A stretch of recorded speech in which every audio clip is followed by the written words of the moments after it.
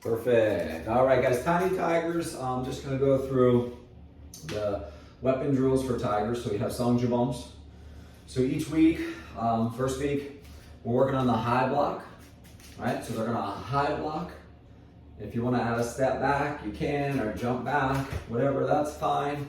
Try to keep them kind of on their spot though. So after we do our high block, they prepare behind the head. They let one hand go. Make sure we're very obvious about this. Let this hand go. Good. And then we triangle. Bring it to the hip. Cross to the other hip. They can spin it up to their shoulders. Okay? They can practice it on both sides. You can try the other side too. Just make sure you're obvious. Let this hand go. Triangle over to the hip. Bring it across to this hip.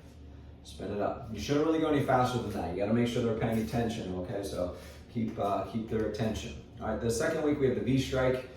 All right, again, the V strike, make sure you're obvious. All right, put it in this hand, over your shoulder, guard hand up. All right, you're gonna bring it down under the leg, over to the opposite shoulder, back down under the leg. Good, and then we can spin it back up to our shoulders. I always do multiple spins so that they pay attention and see the spins. Again, you can do it on both sides. This hand, guard hand up, put it over your shoulder. Thumb on the button, right? Sometimes you have to do that too because you're holding too low. Under the leg, over to the opposite shoulder. Good, back down and spin up. Beautiful. Okay, and then the last one we're doing is just the number one strike and catch. Just like I try to keep these drills similar to what they're gonna learn eventually as Black Belt Club and the Karate for Kids. So I have it up, they're gonna do the one strike and they have to try to catch it or kind of trap it on their hip, just like we do in the single nunchuck kettlebell form. So there's practice doing the one strike and catching it on the hip. Just like that, swing, catch it on the hip. Again, you can do the other side too. One strike, swing and catch it on the hip.